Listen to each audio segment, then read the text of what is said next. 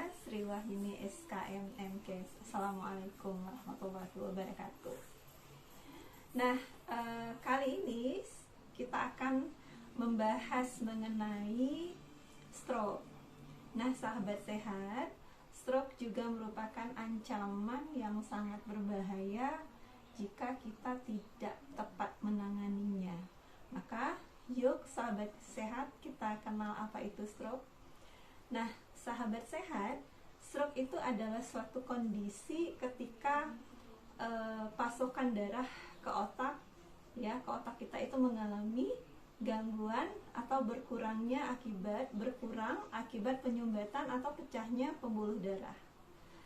Nah, tanpa pasokan darah itu otak kita tidak akan mendapatkan asupan atau suplai oksigen dan nutrisi, sehingga sel-sel darah, ya, sel-sel pada otak, ya, pada sebagian area otak akan mati.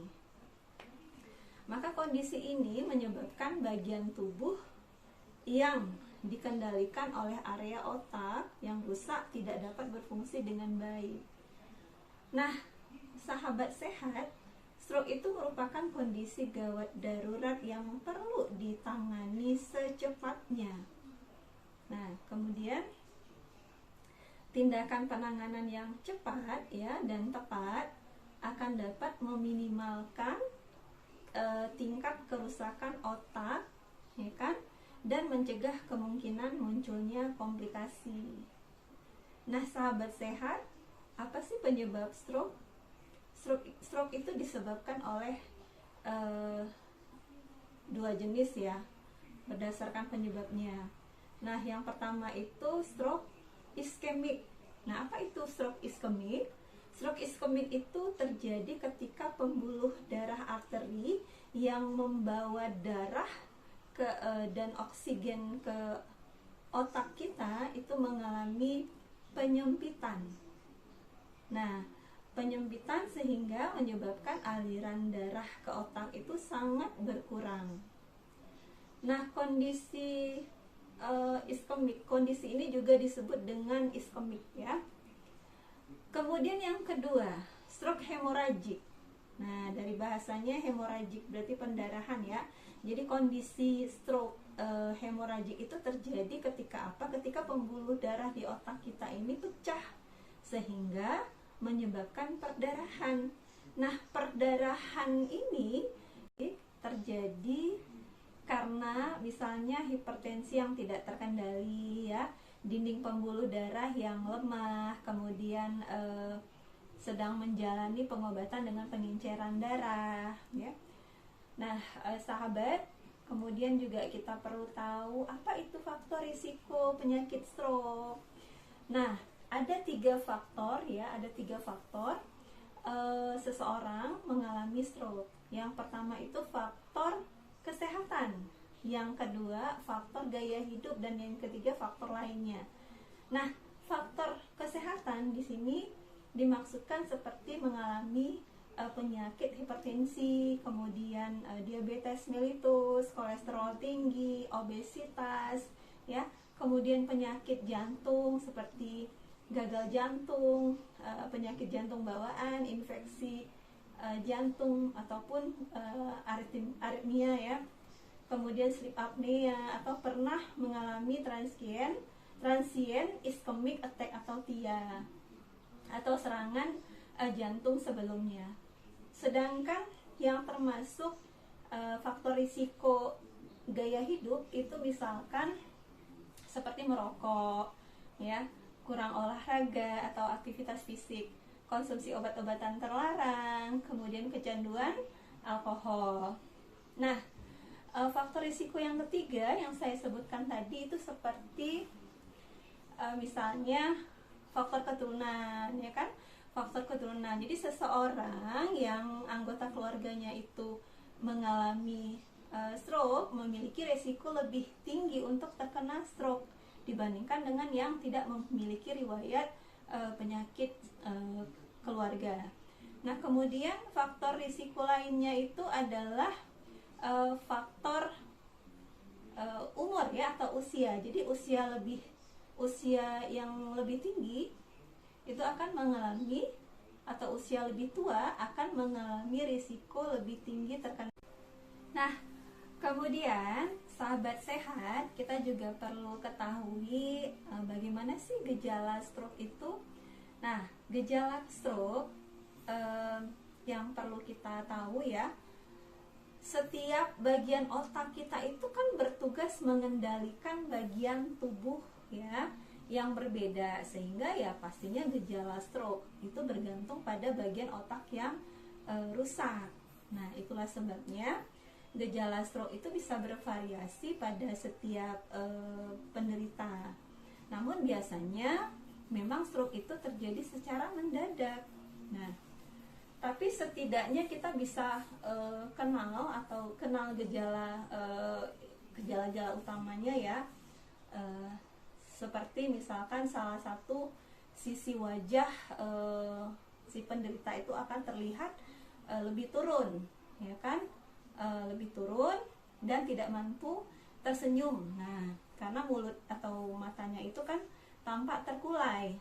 Nah, kemudian yang kedua yang bisa kita lihat pada gejala penderita itu, penderita tidak mampu mengangkat tangan karena merasa lemas ya, terasa lemas atau mati rasa. Nah, mungkin tidak hanya lengan juga, tapi tungkai yang berada pada sisi yang sama dengan lengan juga bisa mengalami kelemahan. Dan yang gejala selanjutnya adalah ucapan penderita biasanya tidak jelas ya, bahkan tidak mampu berbicara sama sekali meskipun penderita terlihat sadar. Nah, sahabat sehat, gejala atau tanda stroke lainnya itu misalnya mual dan muntah ya, kemudian sakit kepala berat ya kan, kemudian pusing seperti berputar atau vertigo ya, kemudian mengalami penurunan kesadaran, sulit menelan atau disfagia, sehingga mengakibatkan tersedak, kan? Kemudian mengalami gangguan pada keseimbangan dan koordinasi. Gejala lainnya yang bisa kita lihat yaitu mengalami hilang penglihatan secara tiba-tiba, bahkan ada seperti penglihatan ganda. Sahabat sehat, selain gejala tadi juga bisa kita ketahui diagnosisnya. Bagaimana biasanya dokter mendiagnosis pasien atau penderita stroke. Jadi agar dapat menentukan jenis penanganan yang tepat, biasanya dokter akan mengevaluasi terlebih dahulu jenis stroke atau area otak yang mengalami stroke.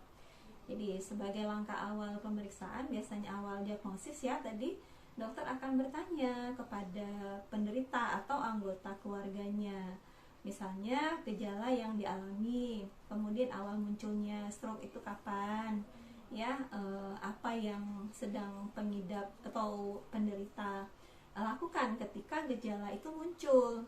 Nah, kemudian anamnesisnya atau diagnosisnya juga dokter biasanya menanyakan jenis obat ya, jenis obat-obatan yang sedang dikonsumsi itu apa, kemudian apakah penderita pernah mengalami cedera ya di bagian kepala, kemudian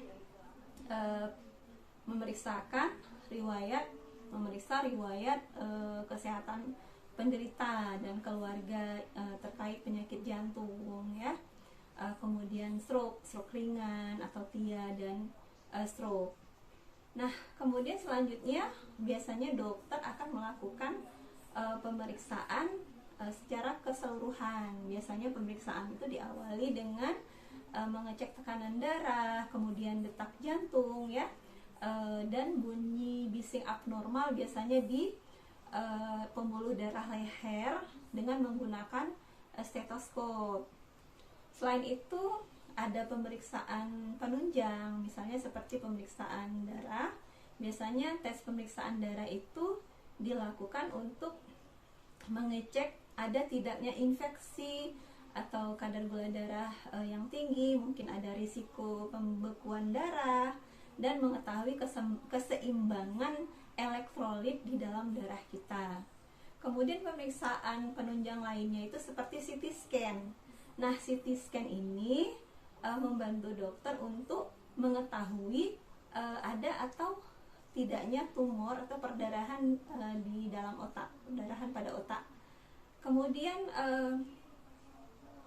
pemeriksaan penunjang lainnya itu seperti MRI, ya. MRI ini biasanya untuk membantu mengetahui gambaran otak pengidap atau gambaran otak penderita secara lebih mendetail.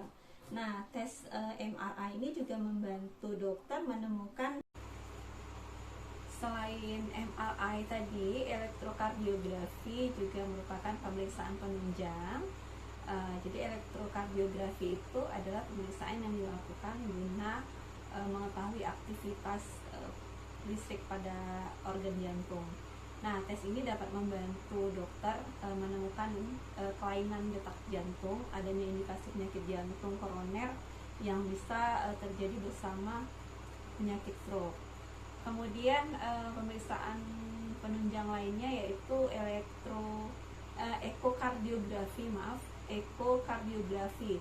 Nah, pemeriksaan ekokardiografi itu dilakukan guna mendeteksi sumber gangguan pada jantung sekaligus mengecek fungsi dari pompa jantung kita, ya.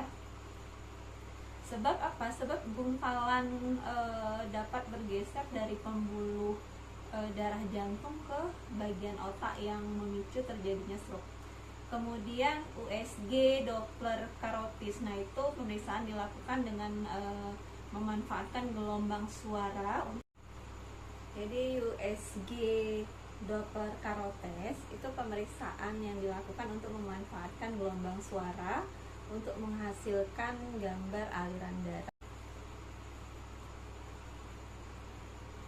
Nah, pencegahan penyakit stroke, yang pertama, mari kita jaga pola makan, karena terlalu banyak mengkonsumsi makanan, ya, makanan seperti makanan asin dan berlemak itu dapat meningkatkan jumlah kolesterol di dalam darah dan risiko hipertensi yang memicu terjadinya stroke.